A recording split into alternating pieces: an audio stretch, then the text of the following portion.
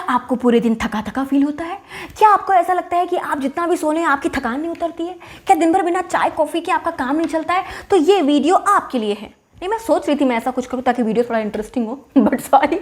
हाय, मैं प्रिया अहमद आपके साथ, welcome to my YouTube channel. और आज मैं आपको बताऊंगी ऐसे कौन कौन से रीज़न है जिसकी वजह से आपको थकान महसूस होती है। तो सबसे पहला रीज़न है कि आपका स्लीप साइकिल अच्छा नहीं है और आप सुबह 6 बजे के बाद उठते हैं। देखिए, आयुर्वेद के हिसाब से अगर आप रात को लेट से सोते हैं, यानी कि 10 बजे के बाद सोते हैं और सुबह 6 बजे के बाद उठते हैं, तो फिर आपकी बॉडी जो है वो सिंक्रोनाइज नहीं होती है नेचर के साथ। And then you feel heavy, you feel dull, you feel slow. क्यों? क्योंकि सुबह 6 से 10 का जो पीरियड होता है वो कफ का होता है और आयुर्वेद सजेस्ट करते हैं कि आपको वात पीरियड में उठ जाना चाहिए, यानी कि 6 बजे के पहले और सूर्योदय के भी पहले उठ जाना चाहिए। तो अगर आप सूर्योदय के बाद तक सोते रह जाते हैं तो फिर शरीर में एक डलनेस, एक हैवीनेस बहुत ही नेचुरल है, ये कहीं नहीं जाने वाला है।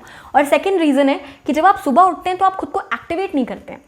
जब आप सुबह 5 साढ़े 5 बजे उठेंगे तो देखेंगे कि एक अलग सा इन्वायरमेंट होता है, सब कुछ बहुत एक्टिव होता है। देखेंगे कि छोटे छोटे कुत्ते खेल रहे होते हैं, चिड़िया चहचहा रही होती है, एक अलग ही एक्टिविटी होती है इन्वायरमेंट में। तो अगर आप उसके साथ खुद को सिंक्रोनाइज कर लें, यानी कि उस समय अगर आप भी थोड़ा एक्टिव हो जाएं, वॉक कर लिया, थोड़ा डांस कर लिया, साइकिलिंग कर ली, या फिर योगा कर लिया, प्राणायाम कर लिया, और कुछ समझ में नहीं आ रहा तो बैठे बैठे हल्का गुनगुना पानी ही पी लीजिए, है ना।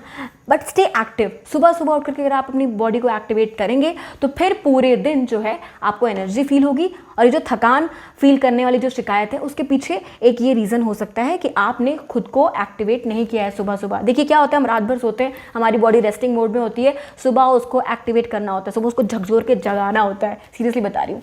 तीसरा रीज़न है कि आपके भीतर विटामिन एंड मिनरल की डेफिशिएंसी है।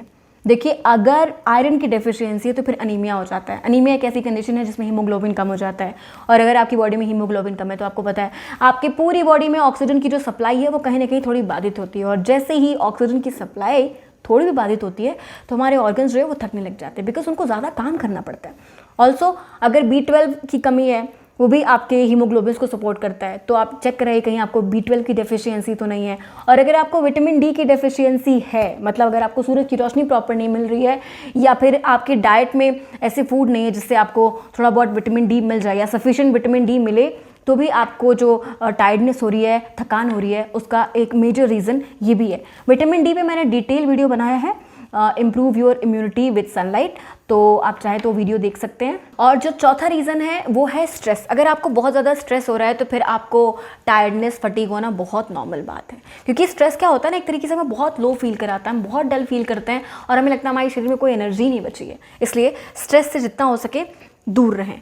और अगर आपकी बॉडी में टॉक्सिन्स अक्यूमुलेटेड हैं, फॉर एग्जाम्पल इमोशनल टॉक्सिन है कोई, या फिजिकल टॉक्सिन्स हैं, इनकी वजह से भी हमें पूरी एनर्जी फील नहीं होती है, हम थकान महसूस करते हैं। इमोशनल टॉक्सिन्स को रिलीज़ करने के लिए बहुत अच्छी एक टिप जो है मैं आचार्य दंडपाणि की मैंने बहुत सारे वीडियोस में शेयर किया। उसमें कुछ नहीं करना है, आपको जो बातें बहुत परेशान कर रही हैं, जिस बात को आप बार बार सोच रहे हैं, वो बात आपके दिमाग से नहीं निकल रही है, उसको आप एक पेपर पर लिखते हैं और उसको बर्न कर देते हैं।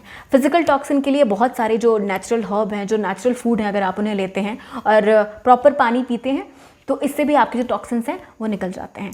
पानी पीने का क्या सही तरीका है, कैसे पानी पीना चाहिए, और अगर आप सही तरीके से पानी नहीं पीते हैं तो फिर आपकी बॉडी पे उसके क्या साइड इफेक्ट है, इसके लिए मैंने सेपरेट वीडियो बनाया हुआ है, आप उसको चाहें तो देख सकते हैं। इमोशनल एंड फिजिकल टॉक्सिन्स के अलावा थकान का जो छठा रीज़न है वो है कोई अंडरलाइंग डिजीज़, कोई ऐसी प्रॉब्लम जैसे आर्थराइटिस है, डायबिटीज़ है, लंग से रिलेटेड कोई प्रॉब्लम है, या फिर आपको हार्ट से रिलेटेड कोई प्रॉब्लम है, तो भी आपको दिन भर थकान महसूस होती है और आप फुल एनर्जी नहीं फील करते हैं। इसके अलावा अगर आपकी डाइट अनहेल्दी है, this is the most important thing.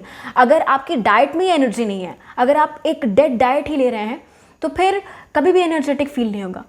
What I mean to से डेड डाइट, फॉर एग्जाम्पल जो भी पैकेज फूड हैं, प्रोसेस्ड फूड हैं, बाहर का फूड है, हमेशा जला तला भुना ही आप खा रहे हो, तो फिर कभी भी एनर्जी फील नहीं होगी। क्योंकि एनर्जी के लिए हमें ऐसे फूड लेने होते हैं जिसमें एनर्जी हो, जिसमें प्राण हो, जैसे होल फूड होते हैं, फ्रेश वेजिटेबल हो गए, फ्रेश फ्रूट हो गए, और आपके अंकुरित चने हो गए, अंकुरित दालें हो गई, और यहाँ तक कि जो आटा भी है ना, वो मैंने मेरे गाँव में सुना है, मेरी दादी बताती हैं कि जो आटा भी है वो 15 दिन से ज़्यादा पिसा हुआ नहीं खाना चाहिए। लेकिन आजकल तो जो पैकेज फूड का ज़माना है, हम कुछ भी खा रहे हैं, but try to eat fresh and healthy.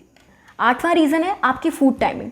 अगर आप सुबह 10 बजे ब्रेकफास्ट करते हैं, 4 बजे लंच करते हैं, रात के 11 बजे डिनर करते हैं, तो फिर एनर्जी नहीं आने वाली है, कहीं नहीं आने वाली है।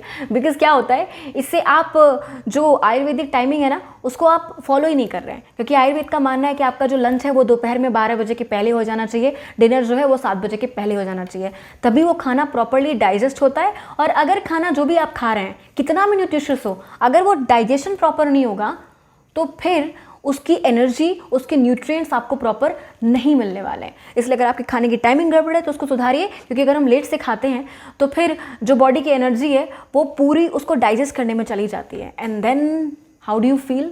Tired, you feel low, you feel sleepy, you feel like having a coffee or a tea. So correct it. 9th reason है, आप ज़रा चेक करिए कहीं आप ओवरबर्डन तो नहीं है, आपके पास बहुत सारा काम तो नहीं है।